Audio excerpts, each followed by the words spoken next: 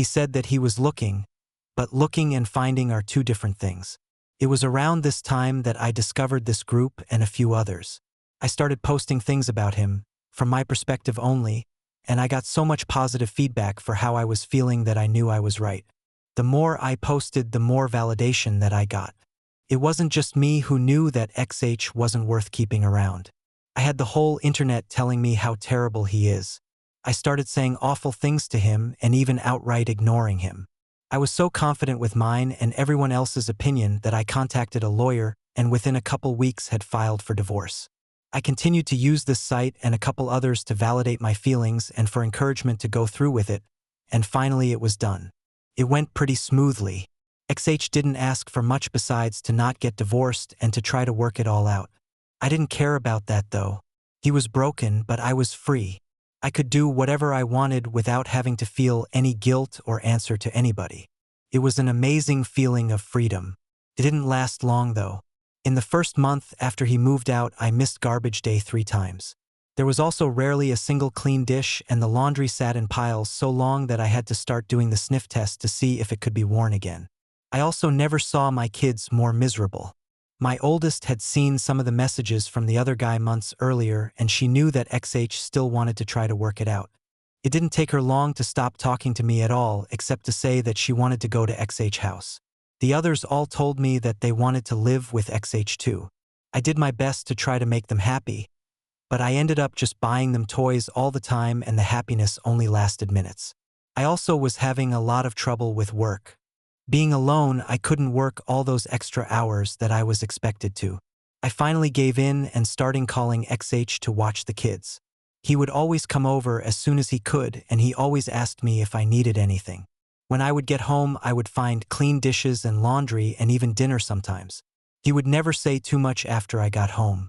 He would just say to call him if I needed anything and leave. One night, he took out the garbage and brought it to the curb because it was garbage night and I forgot again. He always looked so sad when it was time to go.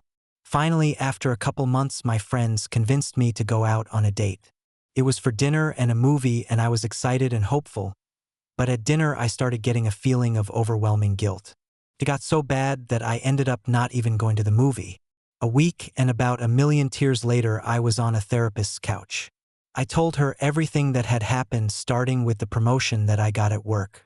She did not agree with me or with any of the encouragement to divorce that I got. I ended up in her office 2 and sometimes 3 times a week, and the more that I talked to prove that I was right, the more that I started to see how wrong I was. It was truly heartbreaking. I don't know if I cried as much in my whole life as I did in the first month in her office.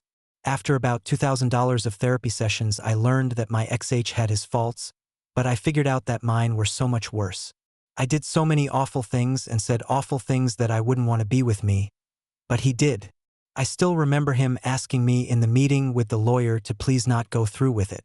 I did go through with it though, and then later I bragged on here how great it felt. I was so wrong, and now I can see it. A couple weeks ago, I went outside with him when he was leaving the house. I asked him about getting back together. When he looked at me, his eyes were full of tears and a couple went down his cheeks. He told me that he didn't know if he could. He said that the pain has been too much for too long and that if we got back together that I might just turn around and do it to him again. He said that he always thought that I would realize how much he loved me and stop up until I signed the divorce papers and let out a big over-exaggerated sigh of relief. He said that hurt him more than anything else and that he doesn't know if he can ever trust me again. I don't blame him. I destroyed a man who, looking back, was a great husband.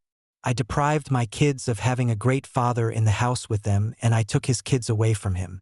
And me, the one who pushed for the divorce expecting happiness and a life of freedom, spend all my free time sitting at home or sitting on a therapist's couch. Please don't just take the advice of anyone on this site or any other about getting a divorce. If your marriage is bad, look at yourself first and see if you can make changes. This is advice for men and women. Getting divorced is not fun. Being divorced is not fun. And seeing your husband broken and your children never happy because of your actions is the most painful experience that I can imagine. I wish all of you well and hope that you will give your marriages a second chance. Please like and follow for more stories like this. Thank you.